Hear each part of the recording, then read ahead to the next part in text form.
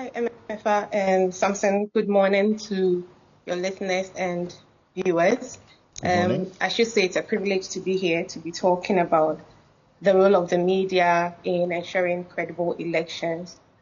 I will focus my presentation on the role of the media in stemming the spread of misinformation and disinformation.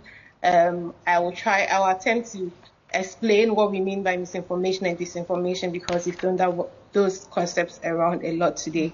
And then talk about some of the observations we've made over the years with regards to the spread of misinformation by the media and the role that they've played in disseminating false information, and then end with some recommendation. So basically, when we talk about misinformation, we are talking about information that is false, but is shared or spread without the intention to cause harm. And this is where journalists and the media often fall. So we have media sharing false information actually without intending to cause harm. Sometimes it's because they're in a hurry to publish or give us the information that we need, and that's why they do this. The other, which is disinformation, is what has received a lot of attention, and it's actually a lot of a threat, and so we need to focus more on it, is information that is false and is created intentionally with the intention to cause harm. The World Economic Forum has declared misinformation and disinformation as a top societal problem that we need to focus on in the next 2 years. And in fact, a study by UNESCO in 2023 has identified, a study about the 16 countries heading to the polls in this year has identified that citizens are really worried about the spread of false information as they head to the polls. And so for us in the media and in civil society, we have our work cut out for us, and so we need to do a lot to focus on stemming the spread of false information and ensuring that our citizens do not really feel that this is a threat going into the election. When we talk about the media and then false information, the spread of misinformation and disinformation, we realize that we can focus on two aspects. The first being that the media sometimes is the one creating and spreading false information. I should say that when we are talking about the media in this aspect, we are not really, you'll find that traditional media aren't really the ones who do this. It's usually the online blogs who sometimes, for various reasons, sometimes political reasons, financial reasons, are the ones that create this kind of false information. The other aspect is when media becomes a target to amplify the spread of false information by bad actors. When you look at the trumpet of the trumpet of amplification of false information, you look at how false information spreads or comes in the public space, you'd realize that it starts very small in one little corner, one person creates a false information, but then they need traditional media to be able to amplify it. They know that traditional media has a lot of credibility, and so you're targeted. One of the previous speakers spoke about the empire-building nature of media that we are seeing recently, and the fact that media, an MFW study has said that media audiences are concentrated in just 4 newsrooms, over 87% of them. So it means that should one false information get onto one of these platforms, a lot of people are going to get access to it. Bad actors are aware of this, and so they take advantage of it and then try to entice or manipulate traditional media to get their false information across to audiences who otherwise would not have access to this information. So over the years, the civil society sector has focused a lot on the work that should be done in the media space, and we've realized that the media in Ghana oftentimes lacks the capacity to even identify, to spot false information and to deal with it. We've had instances where we've trained journalists, and it's surprising that, what you expect them to know, they do not know. And then also we've realized that journalists do not have the capacity to to use digital verification tools. A lot of the misinformation these days are from social media, and they are in images or video formats. And then there are digital verification tools that can help us to verify these images or digital videos. But we find that the basic skill to be able to use these tools, the journalists do not have. Some of these tools also aren't free. You would need, to pay a premium to have access to them. We also find that the newsrooms do not have the funding needed to access these tools. Then another reason why the media is complicit in the spread of false information is access to information. In Ghana, and a lot of the rest of the Anglophone countries, we have access to the RTI bill now, law, which we can use to, get information we need in our reportage. However, I think the Media Foundation for West Africa would speak a lot more about this, how they struggle to get information to verify claims and then in their reports. So it's one of the reasons why when you're reading a news report, you realize that the context that Nana spoke about is lacking, right? And it's also one of the reasons why there are a lot of gaps, and so misinformation will thrive. There's been mention of media ownership as well, and how this breeds and helps in the creation and spread of misinformation and disinformation. So you'll be surprised to hear a journalist who is very much aware that information they are putting out on their platform is false, yet they say they can't do anything about it because their owner or the newsroom owner says this must go out, right? And so media ownership plays a role here. Then we have the business model of newsrooms, where a lot of the time, because of the interest of newsrooms to protect their source of funding, they are unable to do much to go beyond the norm and then actually fact check and verify information for the public. So when Sami asked me yesterday to speak today on this subject, I tried to do a little bit of experiment to find out what AI, Meta AI specifically, could tell me about the history of Ghana's media when it comes to the spread of false information. Are there specific trends? So I just typed in Meta AI. If you have WhatsApp, you could try it yourself right now. I just typed, can you please give me examples of misinformation in Ghana's 1919 elections? So it gave me a list of 8 things that they said had happened. Then I went back and then asked them again to give me examples of false information, misinformation and disinformation that spread in the 1996 elections. Surprisingly, I expected some differences in the response that I was going to get from Meta AI, but I realized that they gave me the same trends or the same things that happened in 1992 as happening in 1996 without any variation in words. It was verbatim, right? And so what am I trying to say here? With AI, a lot of us think that our work is cut out for us.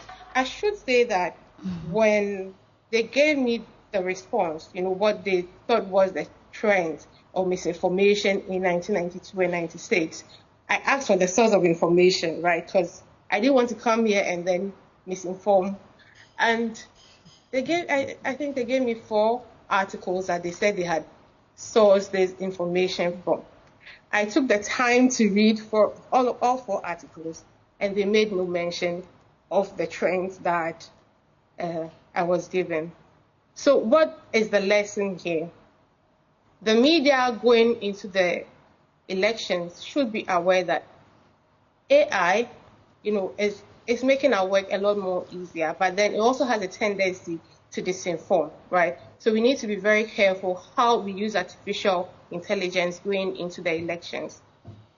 That being the case, when I went back and then read the examples of misinformation and disinformation that they had given me from 92 and 96, I realized that if it's actually the case, I haven't had the time, because I was informed about this just yesterday, I haven't had the time to go back and actually say that these things actually happened in 1992 and 1996. But assuming that it is as Meta AI said, then the issues we are facing today aren't entirely different from what we faced in 1992 and 1996. Some of the previous speakers have spoken about how we've been doing this for so many years, and so some of the issues remain the same. So let me quickly take you to some of the trends of misinformation and disinformation that we see during elections and the roles that the media has played in their spread.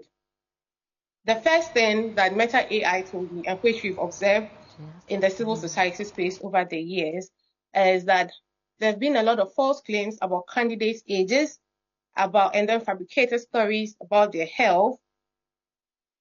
We did see, if you remember, I think most of these false claims were also made when Professor Mills was contesting elections in the early 2000s. For this year and the previous year, we haven't had much about these two issues. The third thing that Meta AI told me was about misleading information about party policies that we still see. We saw that in 2024, 2020, and already we are seeing some of that in the media. There are also misinformation and disinformation, which basically try to manipulate people's views and opinions using ethnic and tribal divisive tendencies or comments. For Ghana and other West African countries which have experienced some bit of unrest as a result of ethnic and tribal issues, I think we need to tread carefully where this is concerned. And then also another form of misinformation and disinformation that we see usually during elections, on election day specifically, has to do with vote rigging allegations, where we're told that ballot boxes have been snatched, or people are double voting or triple voting, and we have the media amplifying these unsubstantiated claims. And we know that this can have direct consequences for the elections, oftentimes breeding mistrust and then undermining the work of the EC. The same type of misinformation and disinformation that Meta AI told me that we've witnessed in the 92 and 96 elections are false endorsements, where popular political figures or traditional leaders have endorsed certain candidates when in fact they have not. I think that all of us remember from the last elections examples of this. Then there are oftentimes manipulated photographs and videos. For fact checkers and for those of us in the civil society space and the media, we need to pay a lot more attention to this because of the role that, how easy it is for us to relate to images and videos. You know, a lot of our audiences do not read or write English, which most newsrooms transmit in. And so when you use pictures and images, you're able to attract them and they're able to understand what is being said and what they're watching. Okay. And so bad actors use them a lot. There have been incidents and reports of newsrooms, including Joy, where photos and videos are circulated and they're purportedly coming from you. Sometimes you call these imposter content. All it has is a logo of Joy, and it gives it some credibility. Okay, Caroline, I think we have a picture like that I'm sure that we can show you, so we can quickly wrap up on that. So I'm sure our producers will just put that up. At least is the picture that Anna has also been referring to. Yes, so there was this picture that was put up, and you will see that there was a reaction to it on the Daily Graphic reports online of the December 21, 2021. It's come up again. People are using it. That the EC boss, Jean Mensah, attended an NPP, conference in Kumasi, and you see the picture there. That's not her, but it's circulated in a way that people believe it, and it heightens the tensions. People who have suspicions about the EC's work, it heightens the tensions, and this could also lead to issues of violence, mistrust, and all of that during the elections. What should the media be doing, traditional media be doing, to check these things? Precisely, and Samson, I think that a lot of the time these come with the logos of very credible newsrooms, including Joy. And what the media will typically do is to put the logo fake news on this and then put it out. But when I see this, I ask myself, what about this image is false? When you do that, when you put such images out, you're really not informing us. Is it the picture of Jean Mensah that is false? Is it the fact that your logo is on it that is false? So we need to go a little more beyond just putting these images out. So what can we do? Some of the previous speakers have actually touched on it. In a minute, please.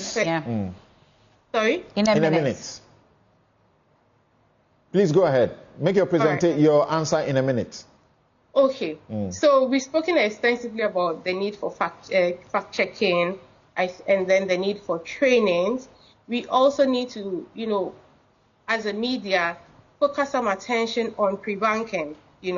Before the false information comes out, you need to fill the existing information gap. What are you seeing? What are the potential false informations that will come out, and what should you put out so that when your audiences see the false information, they are already inoculated so that they do not actually believe or trust the false information that is put out there. Thank you very much. Caroline Anipa there. She's a media and communications consultant. We are grateful that you made time to join us, even though you mentioned